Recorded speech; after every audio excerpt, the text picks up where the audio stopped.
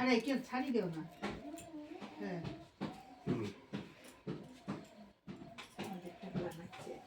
হবে না, তাহলে হবে হবে হবে। ওই যে ওয়ার খান ছোট না, ওই নিয়ে পরে নিয়ে নেন।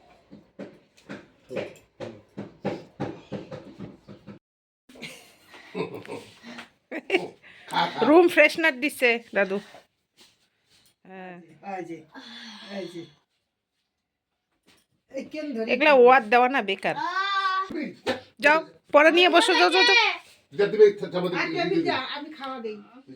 ঘুম থেকে উঠেই মা বাবা মেয়ে সবাই লেগে পড়লাম কাজে। তো শুভ সকাল আমার প্রিয় বন্ধুরা, কেমন আছো তোমরা সবাই? আমি তো বেশ ভালোই আছি। তা পুরাদমে কাজ চলছে আমার। তা কেন কাজ করছি সেটা তো তোমরা থাম্বনেল দেখে বুঝতেই পারছো। তো কালকের থেকে বাবা আমাকে সমানে ফোন করছিল যে আসাম থেকে আত্মীয় আসবে, তুই তাড়াতাড়ি আয়। তো আমি বললাম সকালে না হয় যাব, কারণ রাত্রেবেলা গিয়ে বা সন্ধ্যাবেলায় এসে আমি কি করব। বলে কি না, সেই শীতের দিনের বেলা সকালবেলা আস্তে আস্তে অনেকটা দেরি হয়ে যাবে, ততক্ষণে অনেক কাজ হয়ে যাবে। তা কালকেই চলে আসছি বাবার বাড়িতে সন্ধ্যার দিকে ছেলেকে নিয়ে। তো মেয়ে আর ওর বাবা আছে বাড়িতে। তো দেখো এদিকে ধোয়া কাচার জন্য সব জামা কাপড় বের করলাম আর নতুন বিছানার চাদরগুলো পেতে নিচ্ছি। আজকে আমি কোথাও যাব না, বাড়িতেই থাকবো, দেখি কখন আসে। এর জন্যে আজকে বাড়িঘর একটু পরিষ্কার করতেছি। আত্মীয় স্বজন যারা আসবে তাদের জন্য তো থাকার ব্যবস্থাটা করতে হবে, ভালো মন্দ খাওয়ার ব্যবস্থা করতে হবে। মেয়েকে ফোন করে কালকে নিয়ে আসছি, মা আমার আত্মীয় বাড়িতে আসবে, তুমি একটু আসো, বাড়িঘরগুলো একটু পরিষ্কার করো, তোমার মার সঙ্গে একটু সহযোগিতা করো, তাদের খাবার অ্যারেঞ্জমেন্ট করতে হবে, ভালো মন্দ খাওয়ার ব্যবস্থা করতে হবে। আর সঙ্গে মেয়ের সঙ্গে আমার নাতি, ছোটো নাতি আসছে, আজকে হয়তো জামাইও আসবে, আমার বড় নাতনিও আসবে। বাড়িতে যাই জমজমাট হবে, আনন্দ লাগবে, ভালো লাগবে, খাওয়া খাদ্য একটু ভালো মন্দ করতে হবে। এই আনন্দই এখন আছি। দেখি ওরা কখন আসে। ওরা রওনা দিছে গাড়ি করে, কটা বাজে দেখি একটু। এখন ফোন করতেছে, ফোনটা ধরতেছে না।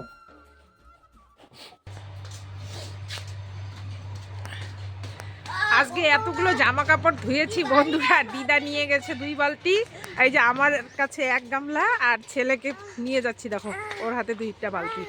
তো রোদও উঠেছে কয়েকদিন থেকে, তো আমাদের এখানে ভীষণ ঠান্ডা ভীষণ ঠান্ডা, মানে স্নান করার মতন পর্যায়ে নাই। তো আজকে অনেকগুলো কাপড় চোপড় ধোয়া হলো, যেহেতু আত্মীয় স্বজন আসবে। তো দেখো ছেলেকেও নিয়ে যাচ্ছি। এরকম করে না, চলো এখানে রাখো, সামনেই রাখো না।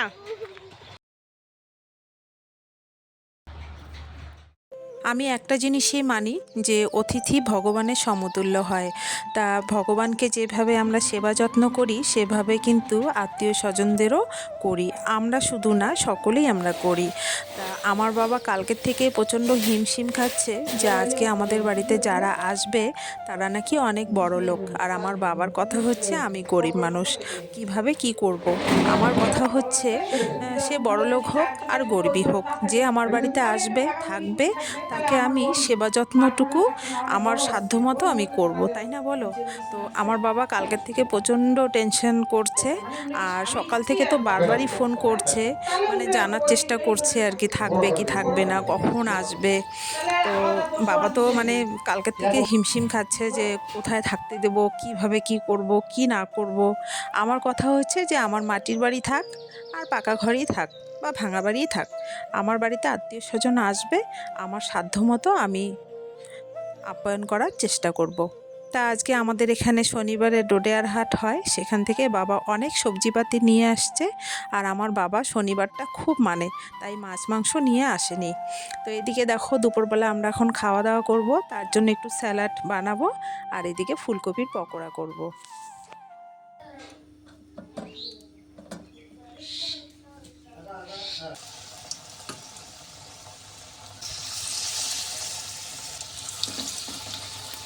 তা রূপসা ওর বাবা চলে আসছে দুপুরবেলা খেতে, মা এদিকে খেতে দিচ্ছে আর আমি পকোড়াগুলো ভাজছি।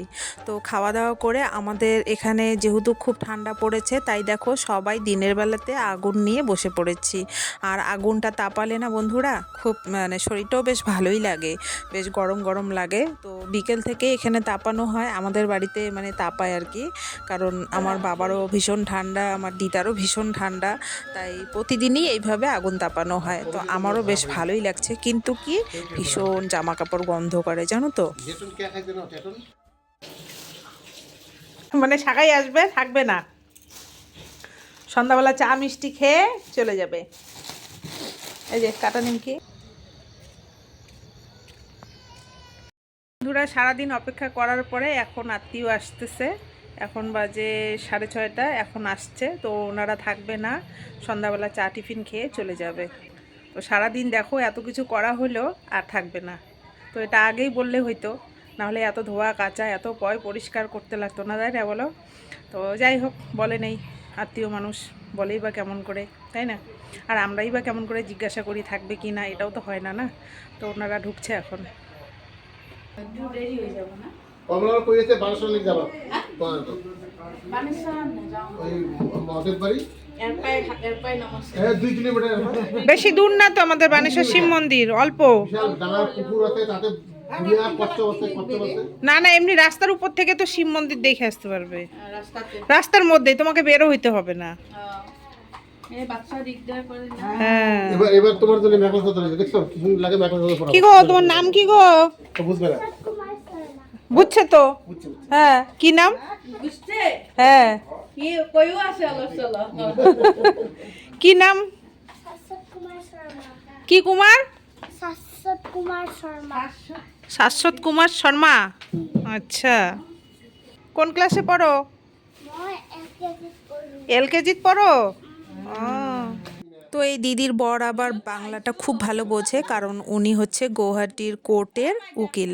তো উনি বাংলা বোঝে, আর বাদবাকি এদের সঙ্গে কথা বলতে গিয়ে আমি যেন কেমন হয়ে যাচ্ছি, মানে না বলতে পারছি বাংলা ভাষায়, না বলতে পারছি অ্যাসামিস। তো এই হলো অবস্থা। তো খুব তাড়াহুড়ো করছে ওরা।